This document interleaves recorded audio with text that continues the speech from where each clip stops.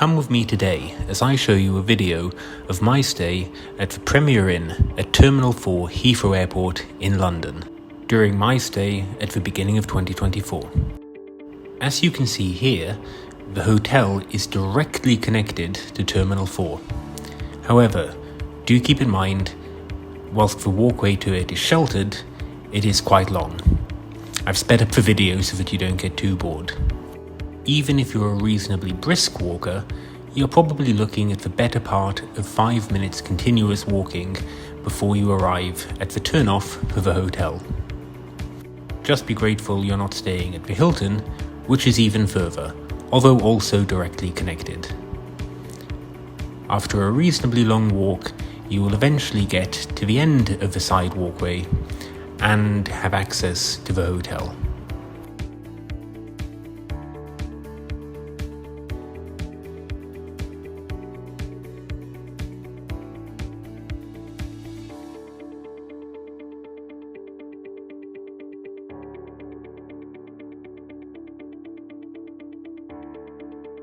After checking in, I was assigned a room on the 6th floor. The hotel itself has 7 floors, so this was near to the top. In addition to the rooms, they also have an on-site restaurant and an on-site Costa Coffee, as well as car parking should you be driving here. The room that I was assigned was room 610, which is quite close to the elevators.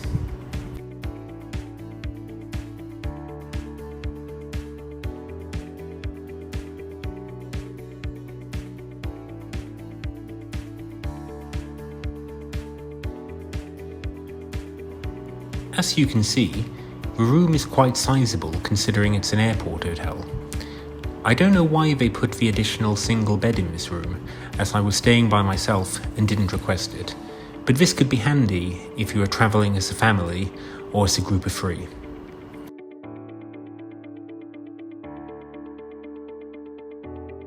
The room was nicely finished. I had no complaints about the quality of the finishing touches on this room.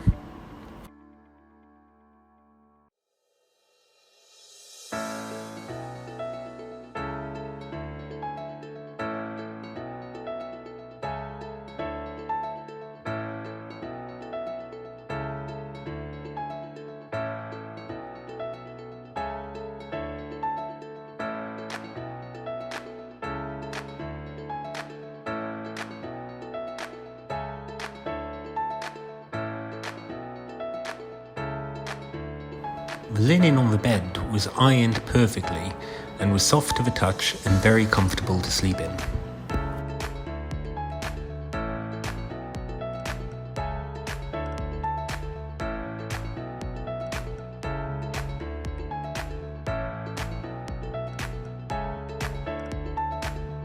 One negative that I found about the bedding, however, was the pillows. These were really flat and only a limited number were provided. That said, they were still good to sleep on, all things considered.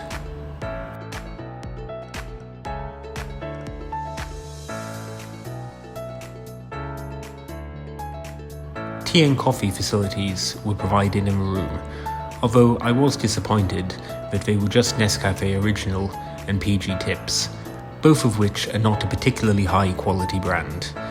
For my coffee, I needed to add sweetener to it to make it drinkable, which I don't normally do. The hotel also provided an in-room telephone. This was very basic, although served the purpose for making simple phone calls down to reception or externally.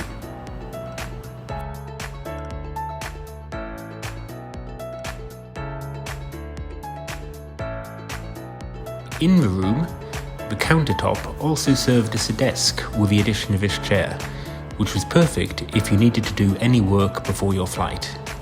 This was actually a fairly decent size and had ample space to store both a laptop and personal or work documents that you were working on. One negative I would add was that the chair has seen better days, as you can see from this clip. On each side of the bed was a lamp which was more than bright enough for you to read by. They also provided a power socket for you to charge your devices.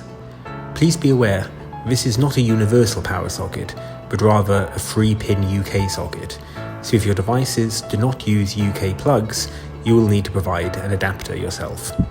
I'm not sure if these can be provided by the hotel or not. As all of my devices use this adapter, it wasn't relevant. The room also featured this nice artwork on the wall.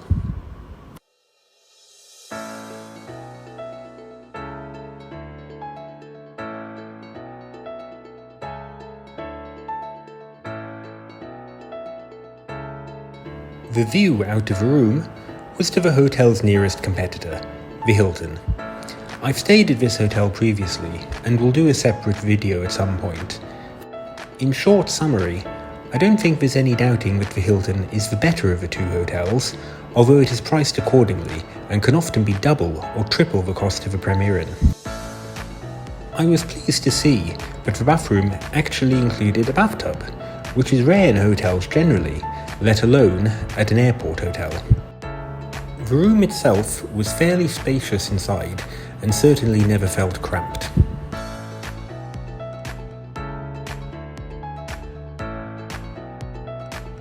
One negative about this was that the shower head was not detachable and made it quite awkward, for example, if you only wanted to wash your hair.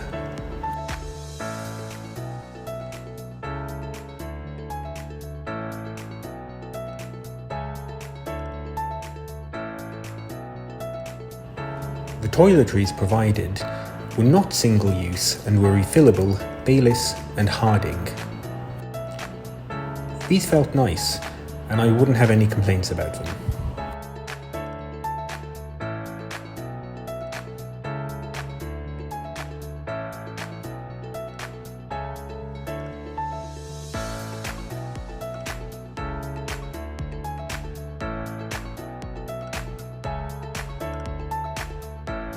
One thing I do have a complaint about is something that's an issue at all premierinn hotels.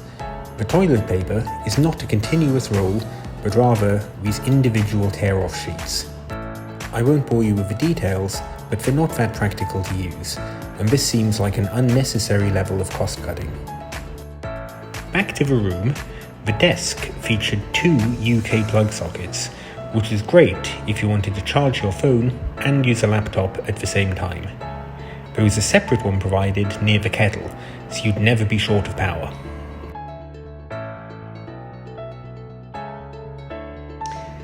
I stayed during the winter, so I can't talk about the effectiveness of the air conditioning, but the heating was more than adequate to keep the room toasty at all times, and I certainly never felt cold.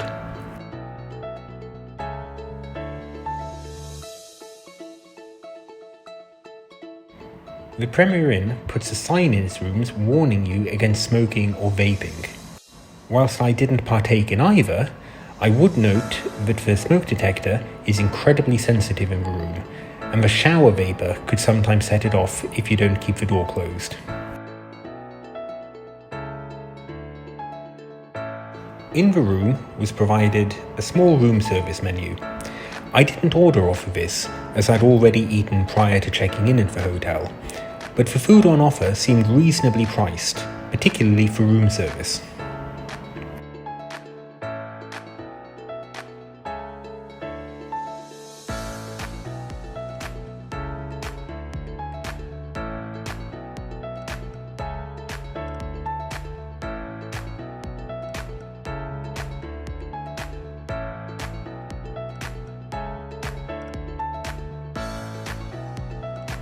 One negative was that the remote was fairly dirty.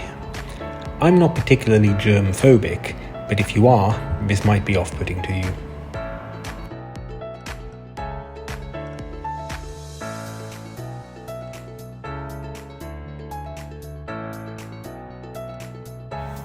The television featured a wide variety of mostly UK channels, and also had the ability to connect via air streaming other devices such as an iPad or a mobile phone.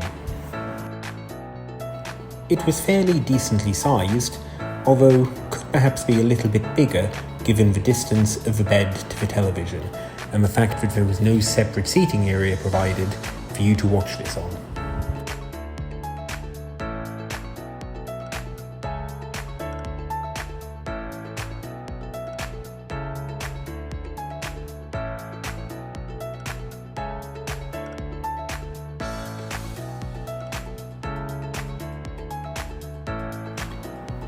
Just to the side on the right here, as you enter the room, there was a separate middle area behind this mirror that featured a pillow and some hangers, as well as a hairdryer, should you want to hang up your clothes or dry the hair.